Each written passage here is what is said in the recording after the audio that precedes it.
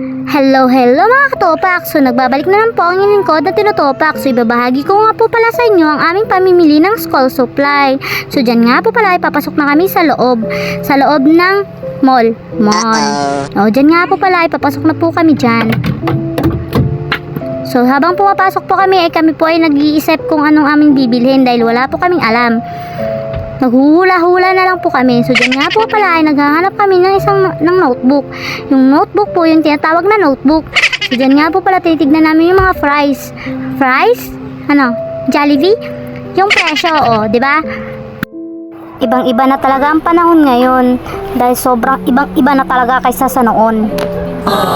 So dyan nga po pala hinahanap namin yung mura. To isa lang po yung nahanap naming mura. Ito lang po yung 15 pesos isang piraso. So ako na lang po ang magtatahi niyan. Kaysa naman po bibili ako ng 25, diba? Sayang naman din po yung 10 pesos. Ano po talaga kung nagtitipid tayong mga nanay. So dyan nga po pala naghahanap ako ng papel. Pati papel nga po dyan ang mahal na. Sana nga po ibalik nyo na lang po yung dati, yung hanggang voucher lang. Bakit kasi dinagdagan nyo pa ng K-12? Ano ginagaya nyo kasi yung ibang bansa? Hindi naman natin sila mapapantayan dahil maganda yung ekonomiya nila doon. Maganda yung paglalakad ng presidente nila doon.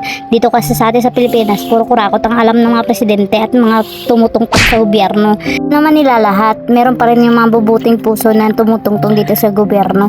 Pero wala po silang magagawa dahil mas marami pong buhaya dito. Kaya nga po sana may balik na po yung dati para po hindi na mahirapan yung taong mahihirap at yung taong nahihirapang bumili ng school supply. Hindi naman kasi katulad nung unang panahon na kahit tatlo lang yung notebook mo o kahit hindi kompleto yung gamit mo, okay lang. Ngayon po kasi kailangan po talagang kompleto. Kasi nung nag-aral ako, dalawa lang yung notebook ko at isang papel. Minsan nga po wala akong papel eh.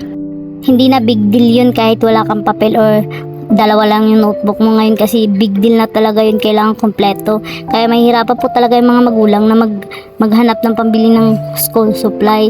Tapos lahat pa minahalan nyo pa, tinaasan nyo pa. So dyan nga pala ay naghahanap na nga pala kami ng gamit ng pang grade 6. So kami ay nagkakapakapa dahil wala po kaming listahan na para gagamitin sa school. So ngayon po, kinapakapa na lang po namin hanggang may nakita po kami. At nakompleto naman po namin yung pinamili namin dyan.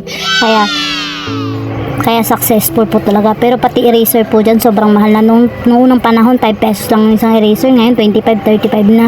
Grabe na talaga ang panahon ngayon. Malulugi na talaga ang mga Pilipino.